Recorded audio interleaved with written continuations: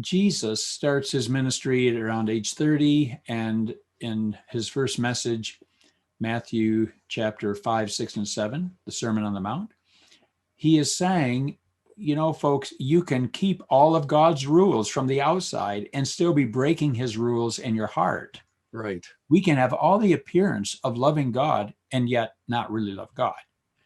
We can talk the talk, but not walk the walk, and that's not good because that's breaking God's rules. Stephen Arterburn and Jack Felton, in their book, More Jesus, Less Religion, summarize Jesus' ministry with 2 points. People's lives were changed, number one, and secondly, the established religious order was upset. The most opposition Jesus encountered was not from sinners caught in horrible sins, but from religious leaders who saw him as a threat to their power, to their position and authority. Isn't that ironic? Wow.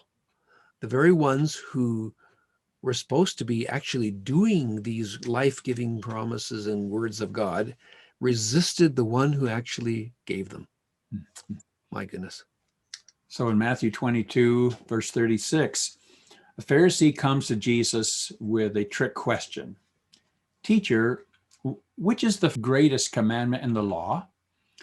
And Jesus replies, love the Lord your God with all your heart and with all your soul and with all your mind. This is the first and greatest commandment. And the second is like it. Love your neighbor as yourself. All the law and the prophets hang on these 2 commandments.